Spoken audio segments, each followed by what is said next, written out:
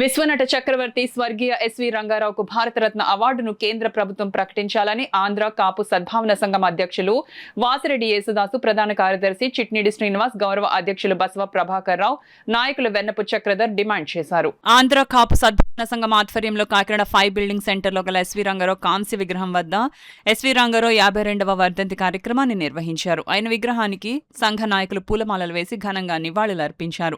ఈ సందర్భంగా ఆంధ్ర కాపు సద్భావన సంఘం అధ్యక్షులు వాసిరెడ్డి యేసుదాసు, ప్రధాన కార్యదర్శి చిట్నిడి శ్రీనివాస్, గౌరవ అధ్యక్షులు బసవ ప్రభాకర్ రావు, నాయకులు వెన్నపు చక్రధర్ మీడియాతో మాట్లాడారు. ఈ కార్యక్రమంలో ముమ్మిడి సత్యనారాయణ, అడబాల సత్యనారాయణ, బుద్ధురాజు సత్యనారాయణ రాజు, రెడ్నం రాజా, కోన ఉమేష్, కొప్పిశెట్టి శ్రీను, గంగిరెడ్డి వెంకటరమణమూర్తి, లంక రామ్మోహన్ రావు, తిరుమల శెట్టి మురళీ శ్రీనివాస్, గొట్టుముక్కల విష్ణు తదితరులు పాల్గొన్నారు. మన దేశంలో ఇవ్వకపోయినా జగస్తాలోని ఆ రోజుల్లోనే మొట్టమొదటి భారతీయుడిగా అవార్డు అందుకున్న ఎత్తి ఎస్వి రంగారావు గారు. అంటే భారతదేశం గుర్తించకపోయినా, ఆంధ్ర గుర్తించకపోయినా ఆ రోజుల్లో జగస్తాలో ఆయనకి అవార్డు వచ్చింది. ఈ భారతదేశంలో ఎవరికి కూడా రాలేదు. అదంతా కూడా గర్వకారణం అని చెప్పి తెలియజేసుకుంటూ కేంద్ర రాష్ట్ర ప్రభుత్వాలు ఇప్పటికైనా ఆయనకి భారతరత్న అవార్డు ఇవ్వాలని ఎన్నో గొంతులు చెప్పున్నాయి. ఆ గొంతులు కూడా చాలా మట్టికి కాలం చేసి ఉన్నారు.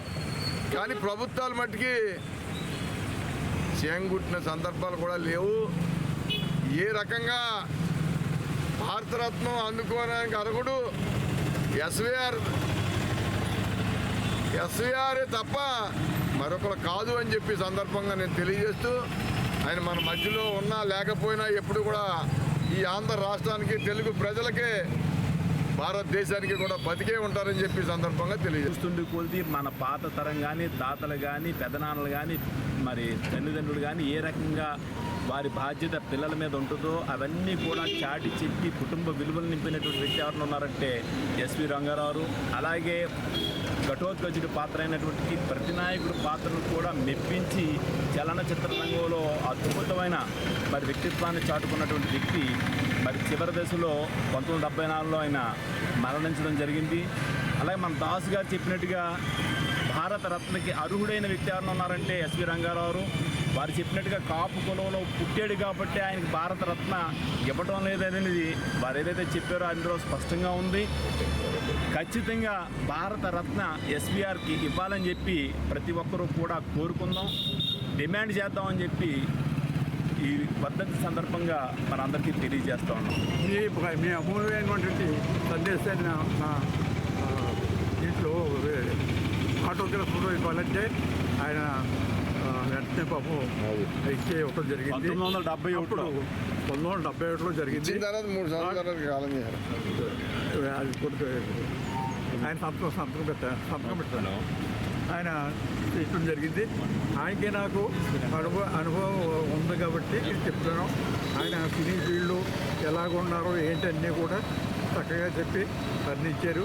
ఆ రోజుల్లో ఆయన లేకపోవటం నేను చాలా బాధాకరమైన విషయం. అది నేను ఒక సినిమాల్లో యాక్ట్ చేశారు.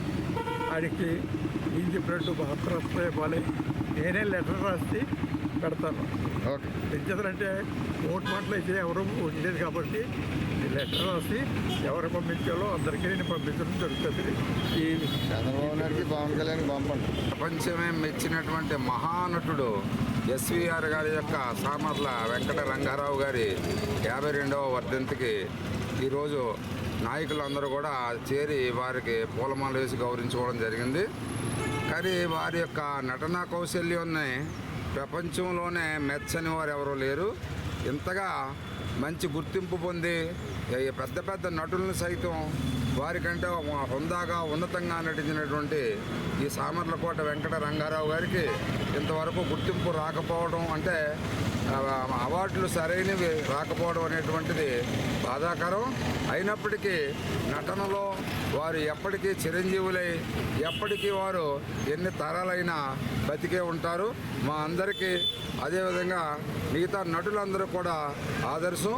మరొక విషయం ఏంటంటే ఎస్వి రంగారావు గారు కాకినాడ నుంచే యంగ్ మ్యాన్స్ హ్యాపీ క్లబ్ ద్వారానే ఈ స్థాయికి రావడం, ఇది కాకినాడ నగరానికి కూడా ఒక గర్వకారణం తెలియజేస్తూ